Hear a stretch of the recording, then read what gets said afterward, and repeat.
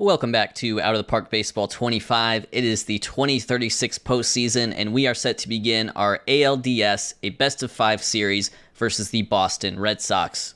Here is how we will line up for Game 1. With the lefty on the mound, we will shift Jim Evans to third base. That frees up DH for Ian Kammeyer and left field for Jesus Perales, while Adel Jungo sits on the bench. And I think just given the mismatch here in terms of the pitching matchups are Mike Drake versus their Adam Suranowski, and the fact that this is a home game, I would call this a must-win in order to progress through this series.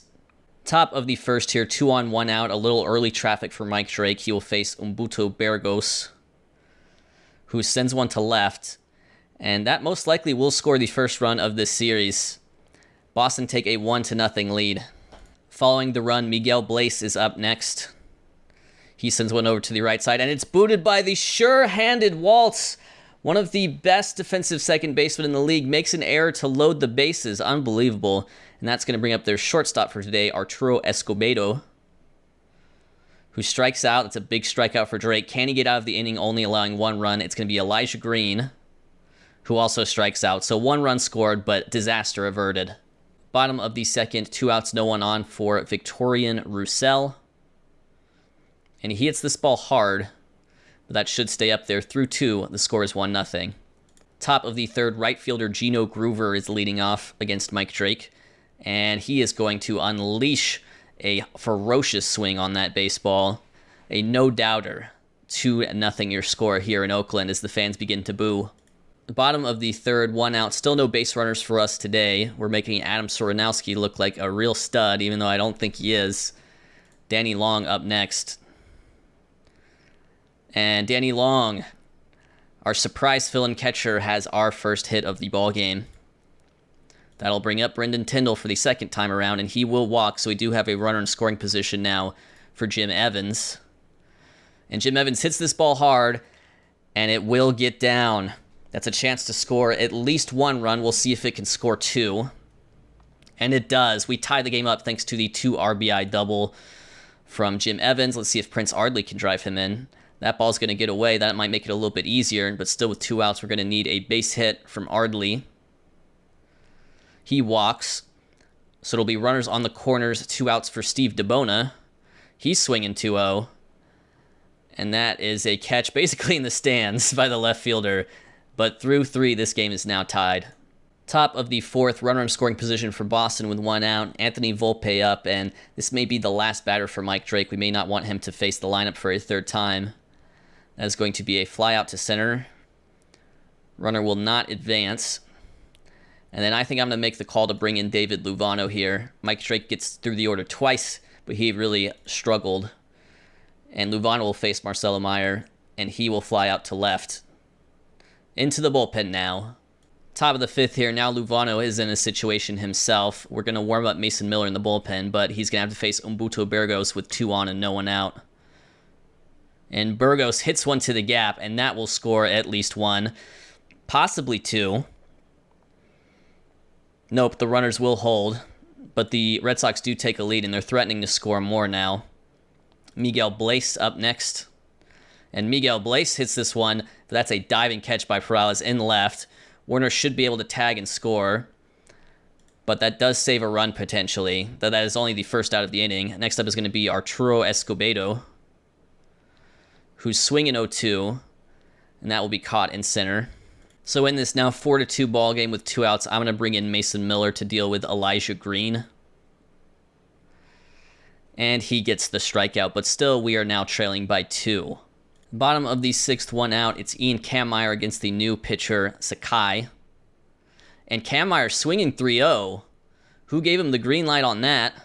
And it's caught at the wall by Bleis, who steals the home run. Unbelievable moment in this game. Top of the 9th, 1 on, 1 out. Chad Staley is on to hopefully keep this game within 2, give us any chance of walking it off. That ball is hit to the right side. Runner will move over. But with 2 outs, it'll be Burgos trying to add some insurance for Boston. And he hits one over to DeBona, who makes the play. We need at least 2 runs here in the bottom of the 9th.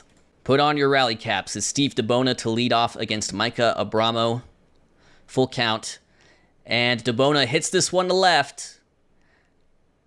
and that will put the game within one. We saw one homer get robbed from us, but Steve DeBona with a leadoff home run. We're going to need at least one more run. Following the DeBona home run is Ian Kampmeyer, and he gets plunked. I think we should give Kampmeyer a chance to steal second if he feels comfortable. Smithwick has a great arm, but Abramo has 30 at hold runners. So Kampmeyer thought about taking off. We'll give it one more shot. Kampmeyer takes off this time, and he will be safe easily. It is a 0-2 count to Roussel, but we do have a runner in scoring position. And Roussel does strike out 0-2, and that'll bring up Perales. We need a base hit to bring home Kampmeyer. Perales hits one up the middle. That will be fielded by the shortstop. Kampmeyer takes third. We are down to our last out. It's the second baseman, Rancer Waltz. Let's see what he's got. He's swinging first pitch. He hits one to the left side, and we lose game one. That felt like one we had to have, and that is a heartbreaking loss. Although the pitching wasn't great in this one, Mike Drake only got 2 times through the order, didn't even get through 4 innings, and then Luvano came in and allowed a couple runs. Even though the pitching was bad in this one, I just feel like that's got to go on the bats. The bats have to do better than 3 runs on 4 hits in this game against their weakest pitcher we'll see in Adam Saranowski. Game 2 here, a different look for us as Liddell Hungo rejoins the lineup. He will play third base. Joel Landis, the ace for the Red Sox, is on the mound. That's one reason why I referred to Game 1 as a must-win, because it's not going to be easy to get a win off of Joel Landis. That said, he did struggle in his start in the Wild Card Series. Looks like the bats bailed him out by scoring 11 runs at the end of the game. But yeah, this is a tough situation for us. If we don't win this game, we're going back to Boston, down 2-0 in the series, facing elimination. So this is certainly a must-win if Game 1 wasn't. Bottom of the first, Brendan Tyndall leading off against the ace Landis. Butch Martin had a good 1-2-3 inning to start. And that ball will get down and right. Tyndall sliding into second. It's a lead-off double. Jim Evans up next. And he's going to hit one to the left side. And that will advance the runner over to third. So Roussel with a chance to drive him in. And he strikes out. That was crucial. You got to put that ball in play. And so it'll be Steve DeBona needing a base hit.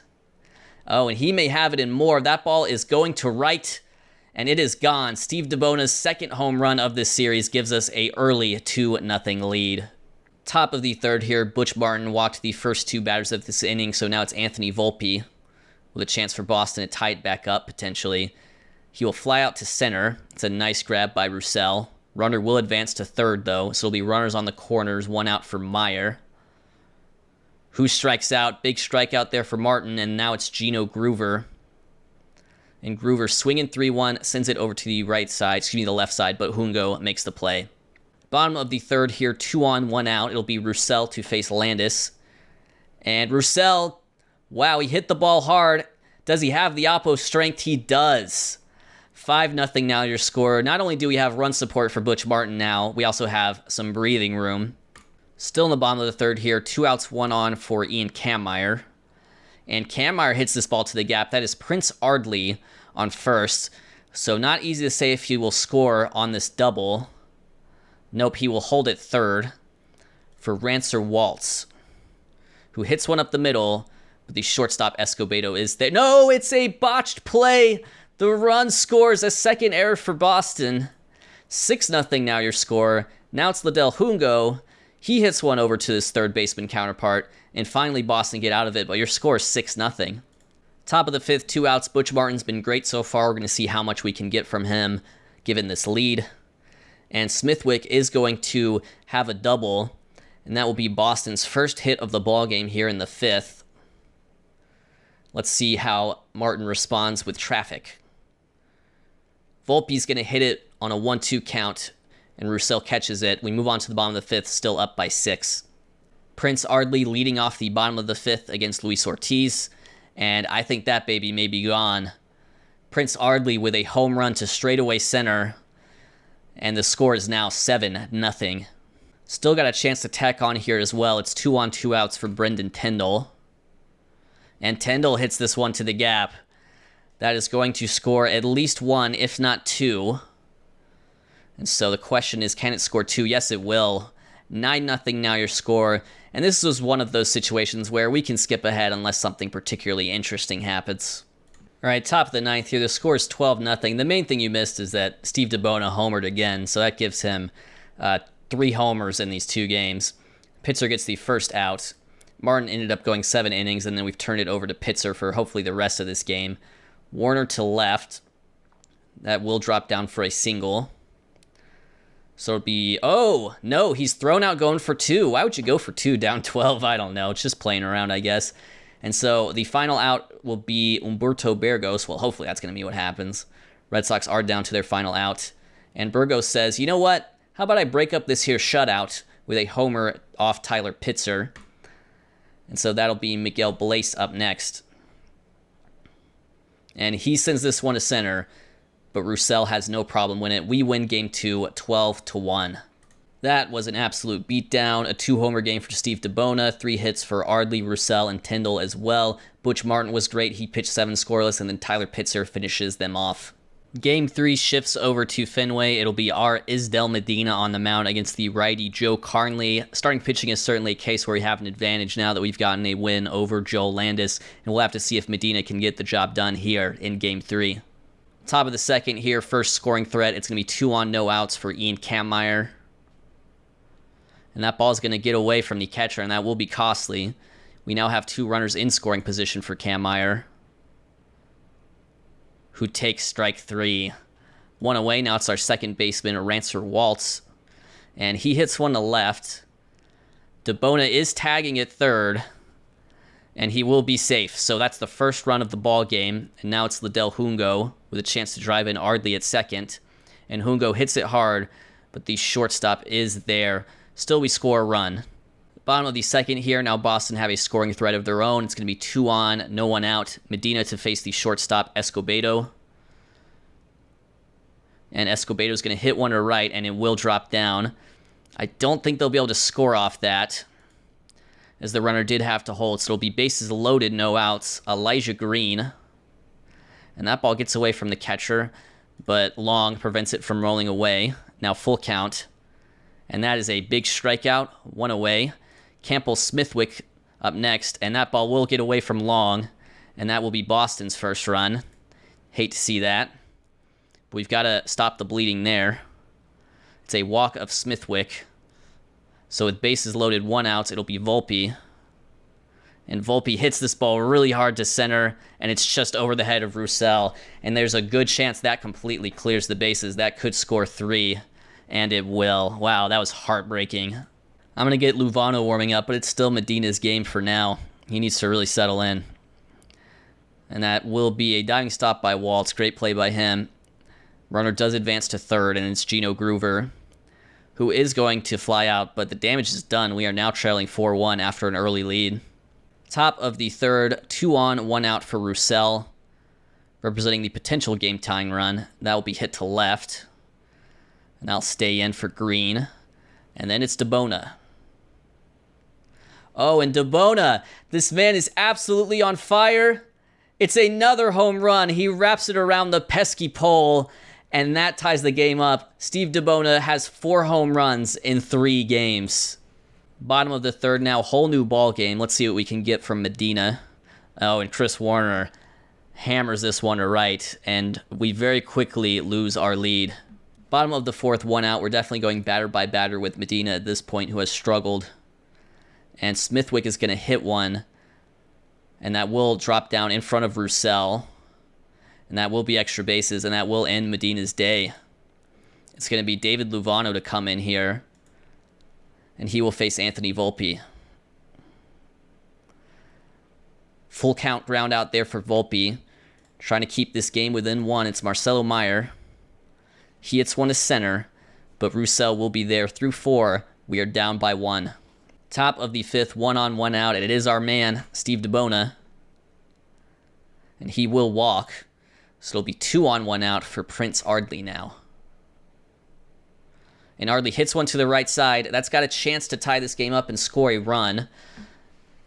Instead, it'll just load the bases. It looks like Roussel holds at third, so it'll be bases loaded for Kampmeyer now. Infield in. Kampmeyer hits it to center. The question is, will that be deep enough to score the runner? Throw comes home. Roussel is coming home. He does run well, and he will be safe. So 5-5 now your score. They do go to the pitching change. It's going to be Vince Lewis to face our second baseman, Rancer Waltz.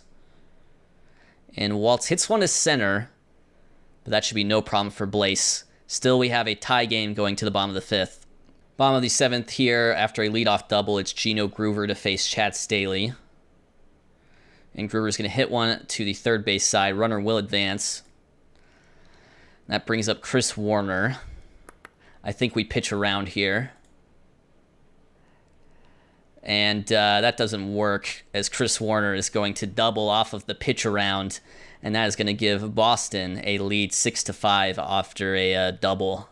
I'm going to bring in Chris Pereira to deal with Burgos. And he will strike him out, and then it'll be Miguel Blaze. And Miguel Blaze with a double. Boston adding another crucial run here. 7-5 is going to be your score. And then it's Arturo Escobedo. And Escobedo singles to left. Boston trying to add a third run this inning. The throw comes home from left, and it will not be in time. 8-5 now your score. Elijah Green up next. Will strike out, but the damage has been done. We're down by 3 late in this game.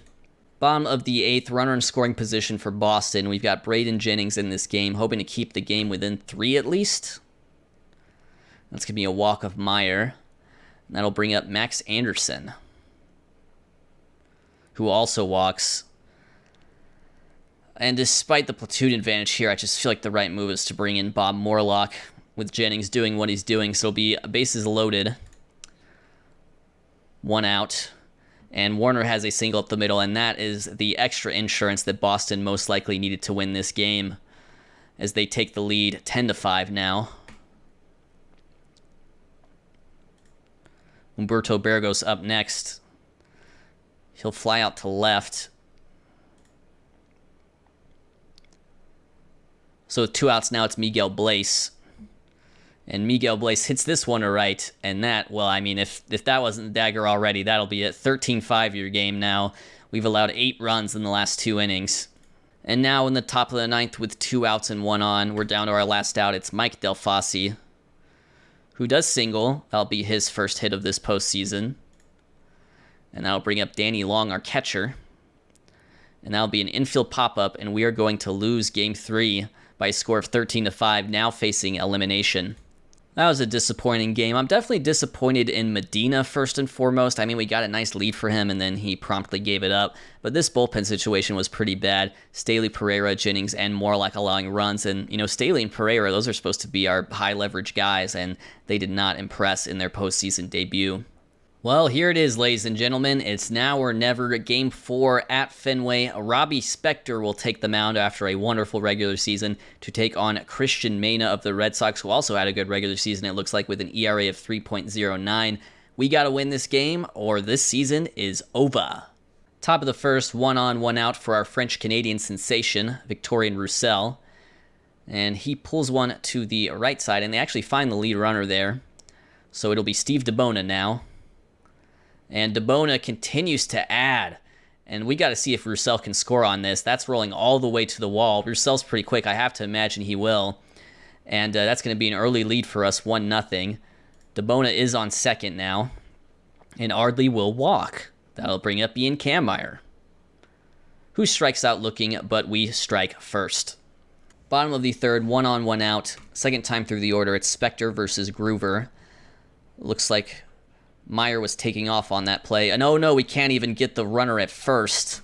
So now it would be 2 on, 1 out for Chris Warner. A defensive miscue there. And it's going to make us pay. That ball is hit to left.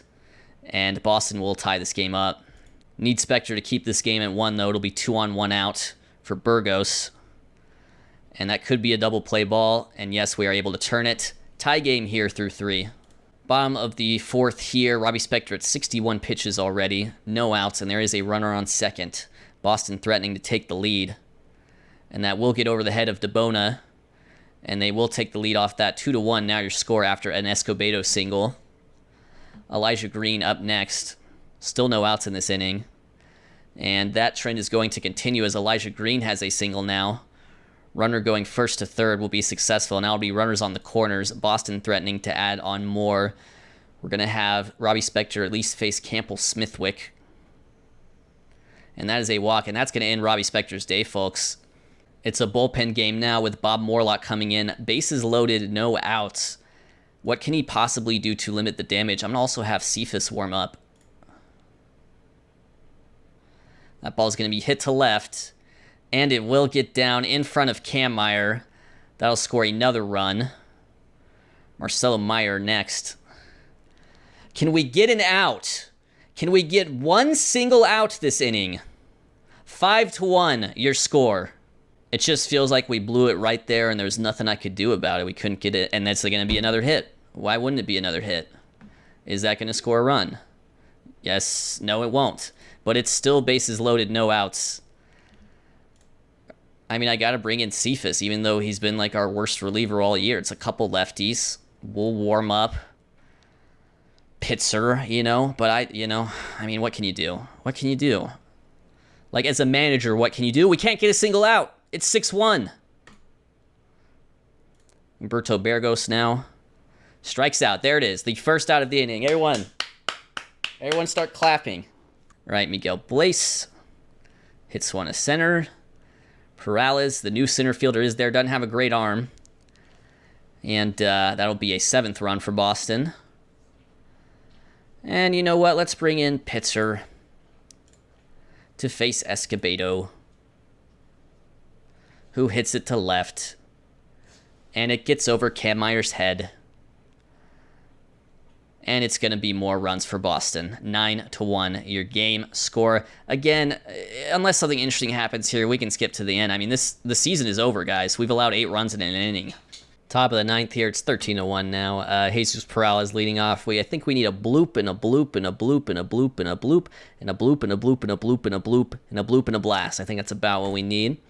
Leadoff single for him. That's the first bloop.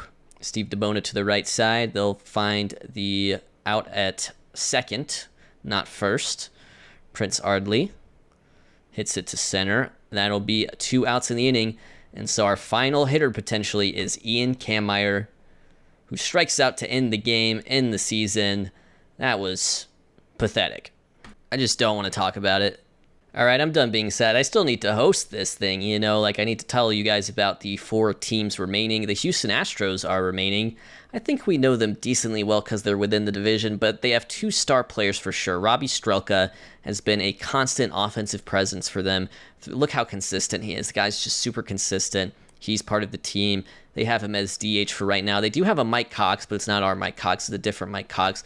Jackson Holliday came over from Baltimore, and he signed a big contract, and he has 1 more year left in that contract, and he has certainly lived up to that contract, because I think as good as he was in Baltimore, he may have very well been better in Houston. 52 WAR across the length of this contract, an MVP award in 2031 as well. So those 2 are definitely the stars of the show. They do have our former reliever David Rivera as a closer. The rotation doesn't look that great. They do have some injuries there. Caden Dana, I think, has had some good years for them, but he's injured. Sean Moppin, I don't really know this guy. Dylan Cruz, who is their big offseason signing, is out, so he'll be out probably for the rest of the year. I don't know if there's any chance of him coming back for a World Series potentially. Oh, yeah, and they have Evan Carter leading off. He's got a decent-sized contract as well. We certainly know the 90-win Boston Red Sox now. They have their weird all-lefty bullpen, except for closer Micah Abramo. They have a rotation that somehow just seemed to work against us. Joe Landis actually lost the 1 game that we won, which is shocking because he's their ace. That's the game that we should have lost, if anything, but we actually got to him.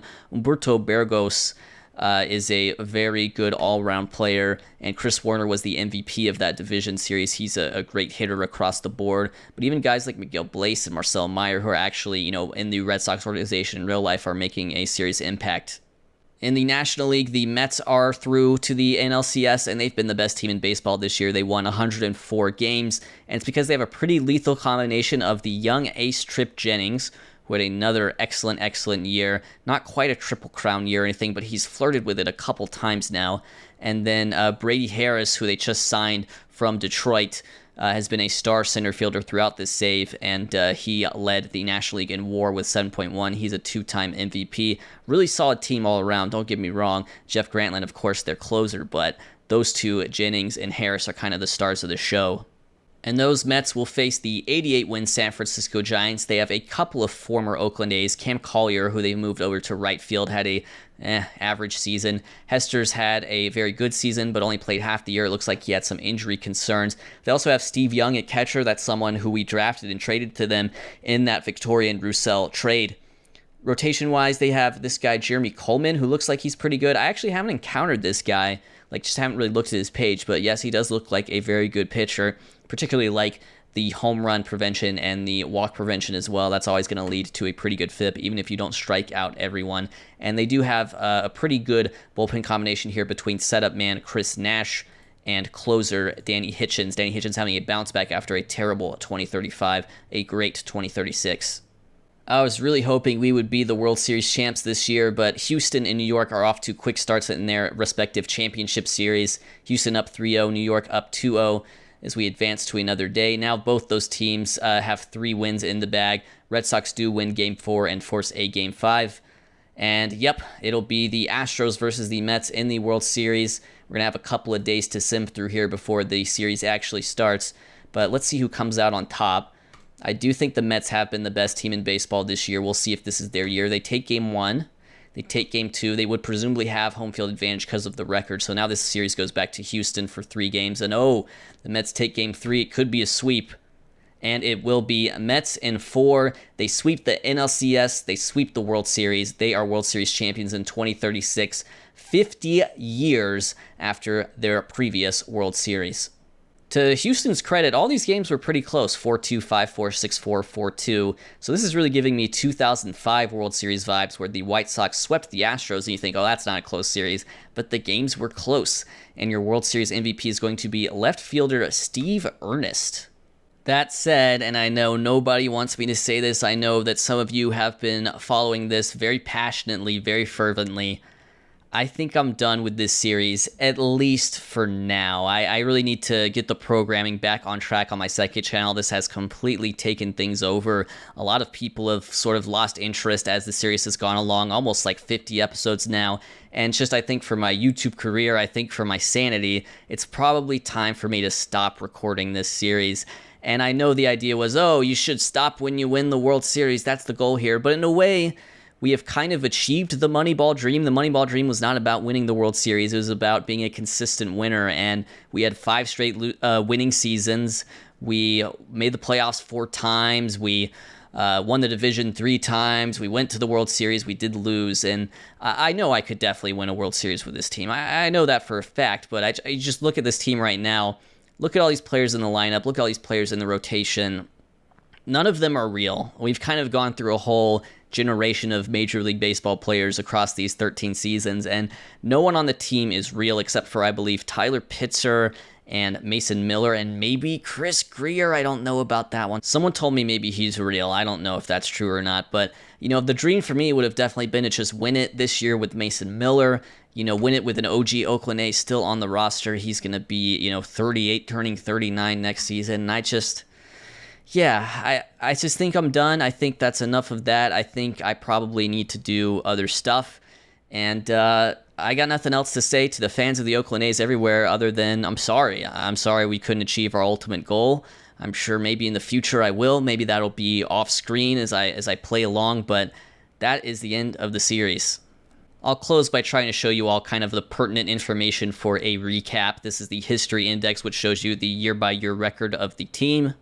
This is the draft history, so every player that I drafted and successfully signed is on this page. You can see it right there.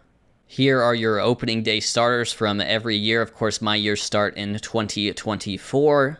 Here are the starting rotations. We started with Sears, Blackburn, Spence, Wood, and Stripling. We ended with Drake, Martin, Medina, Spector, and Luvano. We didn't exactly rewrite this franchise's record books, but Josh Mears finished with the 8th most homers in franchise history, while Chris Greer had the 7th most in a season, and also 7th most runs driven in. DL Hall finished as both the career and single-season K per 9 leader, and he has the 7th most strikeouts in a season for the Oakland A's. Here are all your award winners in the American League. This is MVP, Cy Young, Rookie of the Year, and Reliever of the Year. We did have Reliever of the Year with Jeff Grantland, and we also had Rookie of the Year with Chris Greer in 2032. And here's that same chart for the National League. And then finally, here is my GM report card. These are all the best trades I've made by WAR. I've set it to show the top 15, and I'm just going to sort of slowly scroll there. You can make of these trades what you will. Feel free to pause the video. Still going. There's a few. All right, and then here's the worst trades I made by WAR.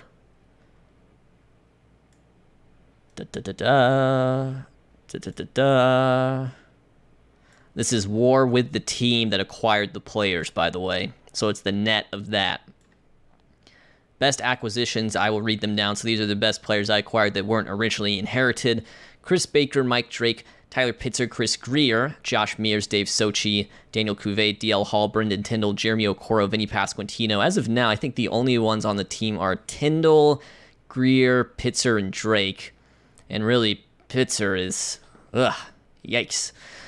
Greatest losses, Connor Griffin, Mason Miller, who is, funnily enough, on the team, Cam Caminiti, Alexis Cisneros, Tamar Johnson, Steve Young, Ethan Holiday, doing well with the Yankees, Dan Wagner, Parker Detmers, Jeff Grantland, Dave Sochi. So Dave Sochi, I think the only player on that list appearing twice. That's kind of fun. We can just look at the pages of our best acquisitions. There you go. There's Chris Baker. Had a good year, but was injured. Mike Drake, there's his career stats. Bada bing, bada boom. Great career ERA for him. Tyler Pitzer, tried to put him in the bullpen. Wasn't even good in the bullpen. 15 saves, blah, blah, blah. Trying to probably dump him in the long term. Chris Greer's career numbers, very good. A career 138 OPS plus. Josh Mears, we already talked about this, but he hit a bunch of homers for us at least. Not much else, though. Dave Sochi has been decent for Pittsburgh, although I do think Brendan Tyndall has been better for us than he's been for them. Daniel Cuvée, here you go. 2 years in a Yankees uniform now. A couple 30-homer seasons. The K's jumping up a little bit. DL Hall, always good peripherals and never that great run prevention.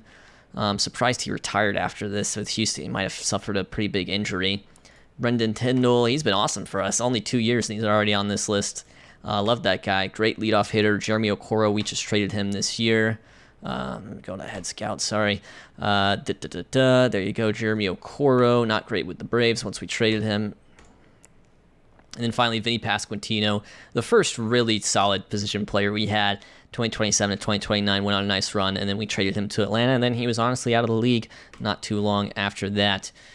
Greatest losses, I don't need to do all of these, but I'll just show you Connor Griffin. There you go. There's his career with the White Sox. He's a free agent following the 2036 season. Here's Mason Miller back with us. Had some really good years without us. And then I'll do Cam Caminiti. Been pitching as a starter for Kansas City, although not the greatest run prevention.